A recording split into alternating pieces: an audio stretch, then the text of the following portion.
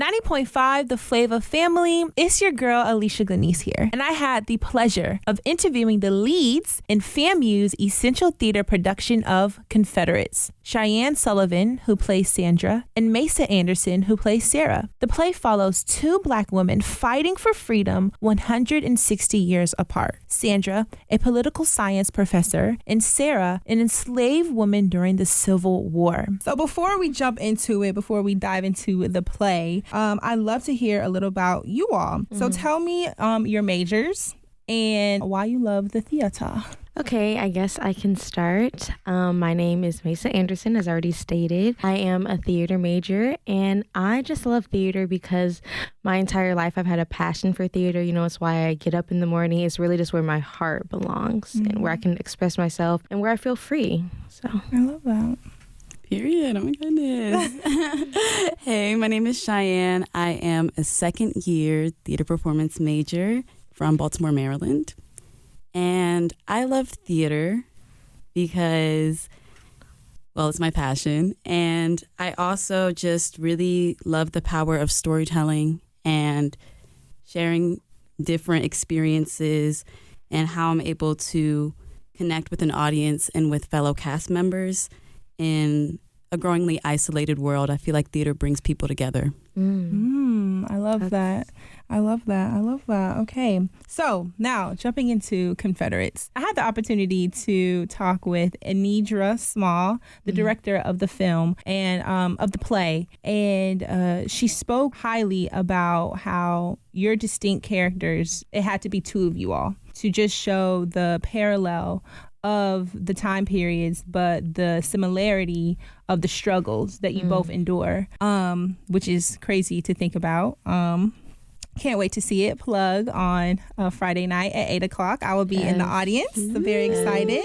Come out if you aren't already. But yeah, so speaking to Sara's character for right now, you are an enslaved woman in the Civil War who was also a spy for the Union. Yes. So take me through like your preparation for the film, going back, that mindset from the mental, emotional, physical, just of everything that you have to endure as someone who, just kind of take us through that, because I know that's a lot. That's a lot. Yes. So Sara is, and I guess being a slave in general is so complex. Yes. During the process, we talked about how there are moments of truth when they're wearing a mask. That's something that they have to do often as a slave. Yeah. Especially Sara, because she can read. So come on. Yeah. Educated. Yes. But yeah, just getting in that mindset. I had to watch a lot of slave movies, and we listened to a lot of different slave narratives back in the day, just to really hone in on how the times were then. What's the cadence in which they speak? How do they talk? How do they live? What is their mental space? Absolutely. And so, that's something that I really had to channel before going onto the stage. Yeah.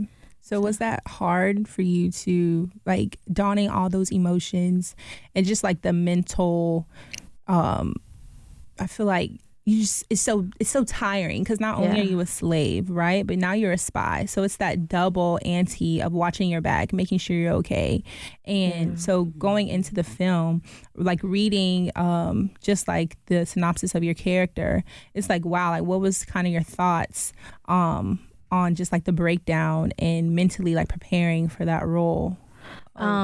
So it definitely was a challenge, because I really had to understand the layers of the character. Definitely the first time in rehearsal, there definitely is a huge difference to now. There is definitely a process of really just knowing and really understanding the mental toll. And yes, it is difficult, but that's honestly the art and the beauty of theater, is telling people's stories, telling our ancestors' stories, because also the whole point of the play is that Sandra wouldn't exist, and who we are today wouldn't exist without what our ancestors endured through. So yes, it's hard, but I think that's just the power of being an artist and being an actress. So I love it. I take it as a badge of honor. Like I'm chosen to tell this story, so I love it. Come on, integrity. Yes. So moving towards our modern day like picture of the enslaved woman, and just your parallel in the play completely is Sandra. So kind of take us through your like preparation for this role as a professor in a predominantly white institution who still has to watch her back, still is belittled, still has to got the title, but has to walk the walk and talk the talk to prove herself, though she has it. Yes, there are so many layers to both Sara and Sandra, just like Maesea was talking about. Yeah. And there were a lot of times that I would go to Sara's character to learn more about my character because they have so much in common. Right. And just like Sara always is masking herself as a way to protect herself, Sandra does the same thing in the workplace.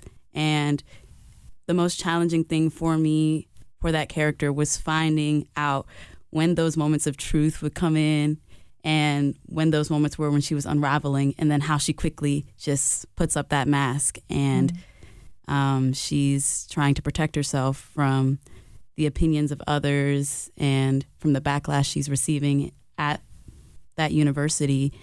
And I think a lot of the same research went into my character as well. In the beginning, she mentions a lot of these films and books and plays that she's read, seen about Black history. So I had to also do research on those to make sure I, as the actor, knew what they were about to bring that monologue to life. And also the age gap was another thing that I struggled with. She's 42. Oh, wow. Yes, and I'm 19. So a little up there. It's a little up there. It's a little different. Yes, so just thinking about all those years of life she's been through and experience. Crazy. It's crazy. Yeah. I can't wait to see the production. I know you all have given and sacrificed a lot of your time, energy, and just as an actor, your emotional, realm, your physical realm, like everything goes into this. So kind of take me through like those sacrifices as a theater kid. A lot of people don't know or even think twice about. Like I know you all are at the theater from sunup to sundown. So kind of take us through like a POV of a theater kid and just like the hustle and bustle. I love to hear more about that. So, yes, you said it best. We live at Charles Winterwood Theater / Tucker Hall.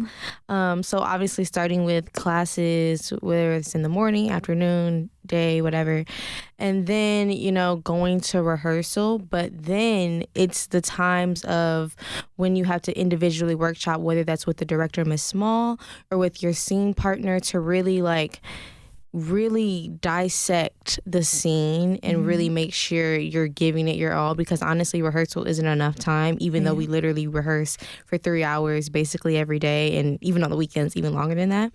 So like you really have to take that individual time, not only with your scene partners, with the director, but also with yourself.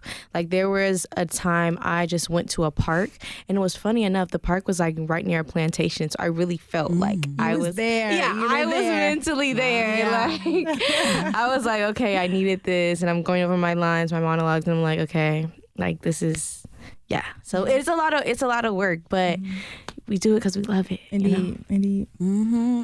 Echoing what you said, we love it. We're always there. It can get overwhelming, and I do feel like you said, people don't fully understand the commitment that goes into it. And then when you're also committed to other things on campus, it can feel like you're not fulfilling those responsibilities as well. You can just get consumed in theater. And so I think that's a battle we all face. But like I said, I will always sacrifice for theater because I love it. And I think what I struggle most with is also finding time for myself away from theater as well, that work-life balance, and just being able to relax into a character. Yeah, that's good. So I know in the film and theater industry, imposter syndrome is real. So have you all ever dealt with imposter syndrome? I don't think I have. No. Because I feel like something that's also drilled in us as actors is like, although like you're not playing the character, you're becoming the character, you also have to know how to take it off. Yeah. Like step into that suit and then take off the suit. Yeah. So I personally never have, but you know, I'm young. I still have a lot of life left to live, Absolutely. a lot of roles to play. So, Speak you it. know, there's never, you never know. Yeah. You never know. Absolutely. So imposter syndrome as in with the roles we play. Yeah. Well, the current role now and future roles, absolutely. Like, I think sometimes it's hard for actors, especially when this is like your career. Like, you know, this is like what you want to do on a day-to-day basis. It's hard to disassociate like myself and the role because you're becoming that person. So it's like, and I know some characters stay in their role like from sun up to sundown. I don't know what type Like of method acting. Okay, I was about to say method acting. Yeah, so it's like you completely take off your identity and encapsulate your whole being in your role, and that is now your identity. So I'm just like, oh my gosh, like that's crazy. And then especially like the roles you all play, they're very, very real. You know, like this is a part of our history. This is something that is going on now and was in our past. Like this is something very real. So yeah, Shiane, have you kind of, I know like she's 42, a professor, like it's a lot, but even then, like, you know, when you want to pull it off, you're that actor. So has that ever been in your past, current, and future roles? Has that ever been an issue? Yeah. I feel like it may have been an issue for other roles, but this one, not so much because like Maesea said, you have to learn how to take on a character and take off a character. Yeah. And so that's something I definitely work on because when I leave the space, I don't want to carry all of that weight leaving. And so, yeah, I just take a moment to just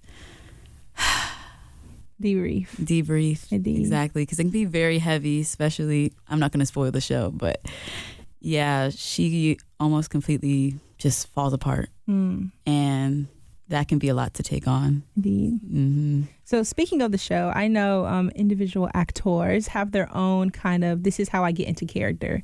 So if you guys want to give us a little insight onto how you all prepare getting into that role, is it something you eat? Is it something you wear? Is it, you know, sitting down and just getting by yourself in a room in a corner? It's judgment. Listen, we listen and we don't judge, okay? But I think it's so important to getting into that character. And I know how much, like I said, we talked about your sacrifice, how not only you are you're a student, but you're also an actor. And what comes with both, you know, being a student and, you know, actor, and your sacrifices and how people who aren't in that world don't understand. So it's a lot. And, you know, you all want to give off the best you can, you know, and we talked about in class with Professor Small how each role, each time you get on stage is not the same. So I also want to dive into something with that, but let's a little backtrack into like your preparation for getting on stage and stuff like that. So when we take on a character, we have to do a lot of character work, like what do they eat for breakfast? What's their favorite this? What do they hate? What is annoying to them? So like, I guess just embodying that and keeping that in mind because, you know, every day we come to rehearsal, that's something that we also have to keep in mind. Even when we do our warm-ups, like how do they walk? How would they walk if they're doing this, if they're going here? So embodying that. And also, I have a playlist for Sara. So it's like, I'll play that. I'll like play that while we're getting ready and like, you know, getting in her mindset. Yeah. That's really what it's all about is becoming her. Indeed. So you talked about eating. So like what is Sara eating? Well, you know, she's enslaved. So some bread. I would just imagine like rice, chicken. Actually, it's Fried Chicken Wednesday. Wow, you better go get some. Get in character. Oh, yes. Indeed. Okay. Yes, another thing that we did was animal study during rehearsal. So we each had to find an animal that we felt our character most closely relates to, because something about humans is that we're a lot like animals. We move like them, and it's just, it gets you more to a more primitive version of your character. And so I picked a lioness for Sandra, and it really helps you know how that character walks, how they move in a space, how they might turn their head, or how they might interact with props, different objects. And I think it's very interesting when all of us pick our animals and we're like walking around the space as our animals. Yeah, it gets weird. It gets a little weird. It gets weird quick. I love it. Listen, we listen and we don't judge. Yes. So that was one of my favorite parts. And also, what else did I love? Oh yeah, music. Like she said, I also have a playlist. We had to come up with songs that made us think of our character, and I do listen to those to help get in character. Freedom by Beyonce. That song plays at the beginning, and that really helps me get in character. It's perfect. Yeah. For me too, because something about the song, like the music, I'ma keep her running because the winner don't. And it's just like, yes, you can just feel it. Wow, that is so crazy. So kind of touching back, I commend you ladies, because wow, that's definitely a lot. Like, wow, it just gets me more pumped to see it. But kind of going back onto what I was talking about, for every time you go on stage is completely different. And even when Professor was talking about the runtime, I said, oh my goodness, you all are doing this play like y'all are on it. Do you ever get tired or no? Because this is your passion. Like, this is what you do. But it's like, okay, now we done this scene about 77,000 times. So it's like, when you go on stage, is it just like a switch? Like, now it's go time. Like, it's go time. Yes. I personally don't get tired of it. Just because like the stage is like our playground. Yeah. So it's like, also like Ms. Small said, like every day is different. And so like we're really just having fun. Yeah. So yeah, I never get tired really, because like I'm also doing a lot of different things. Like I'm a nurse, I'm stitching a wound, I'm taking down curtains. Like I'm doing a lot of stuff. So it's like I don't know, really get tired of it. Yeah, I have a lot of things to do in the scene. So it's like, yeah, it's just fun.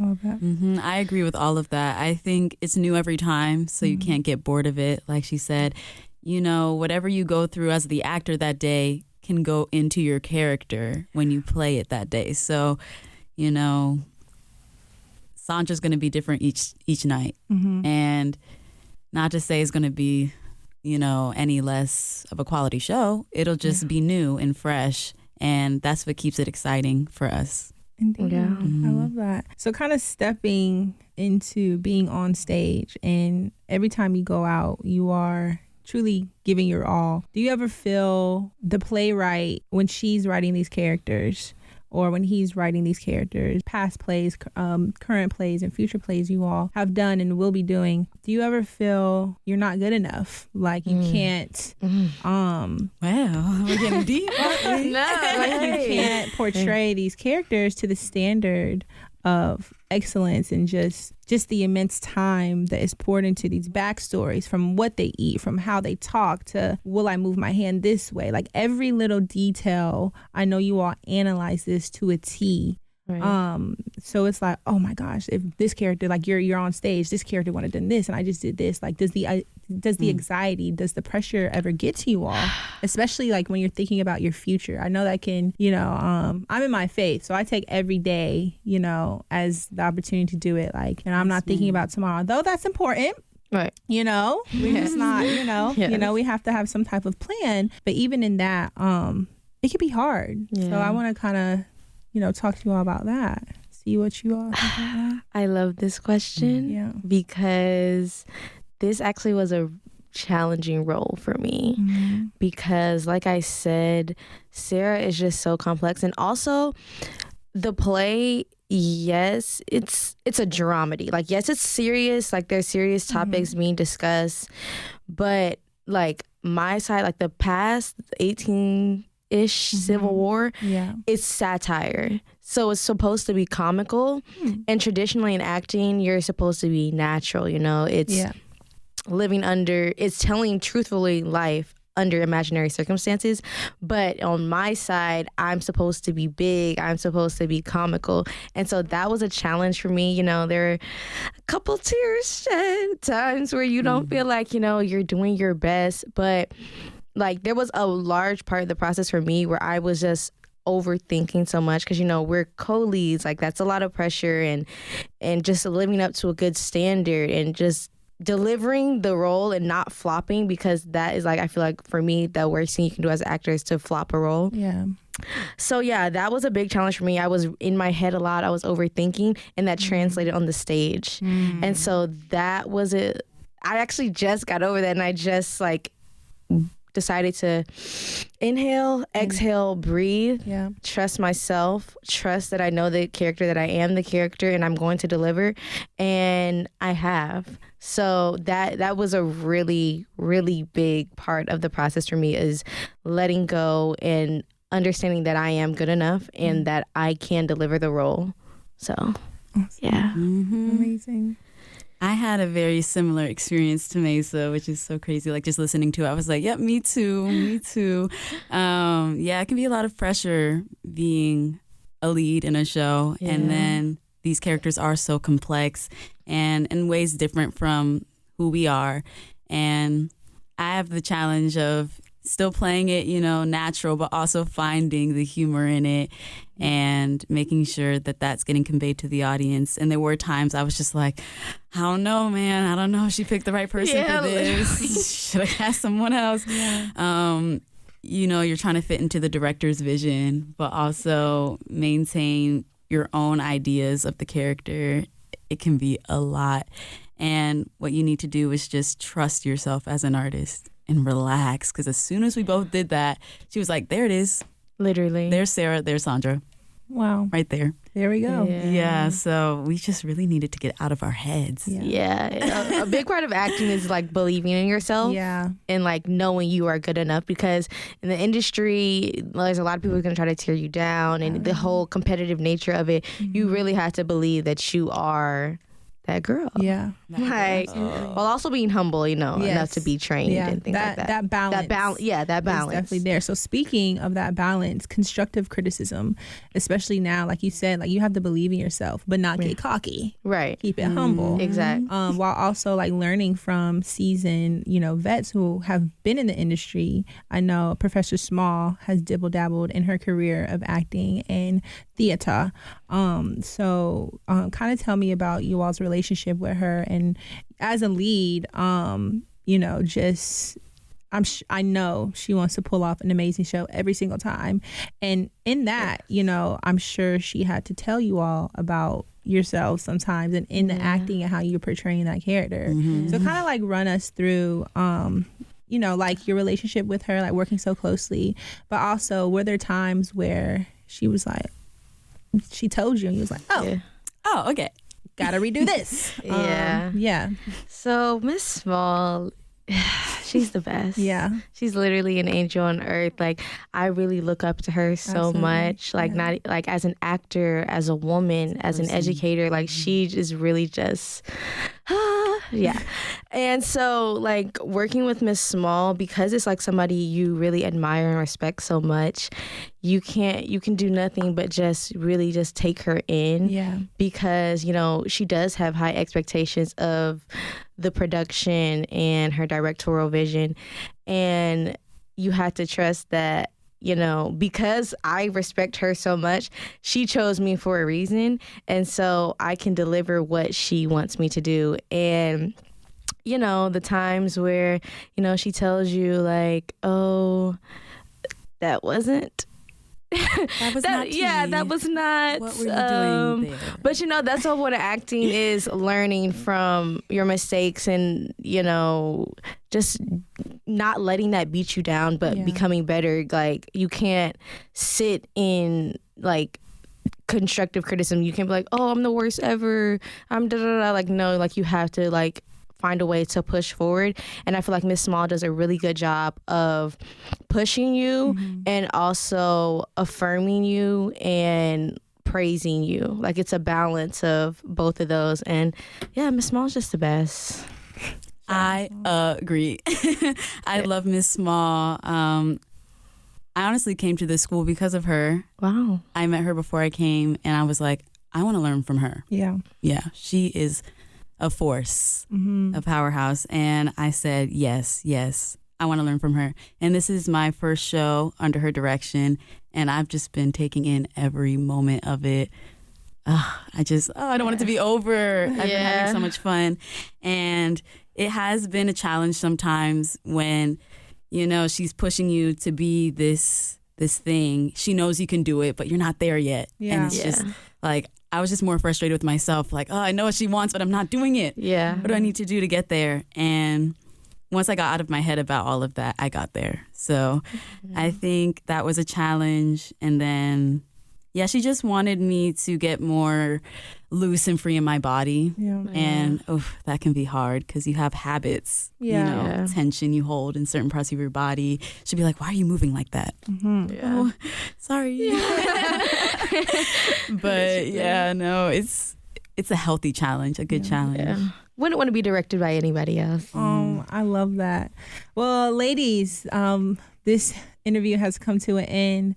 I want to thank you all so much for your sacrifice and just your love and passion that I'm sure our listeners can just hear through the art of theater. If you guys have not, go ahead and get your tickets to FAMU's production of Confederates. I want to thank you all for coming and joining me. Again, this is Alicia Glenneze from 90.5 The Flava. And Maesea Anderson. And Shiane Sullivan. Yes, come to Confederates. Come to Confederates, y'all. Thank you so much. All right. Bye. Bye.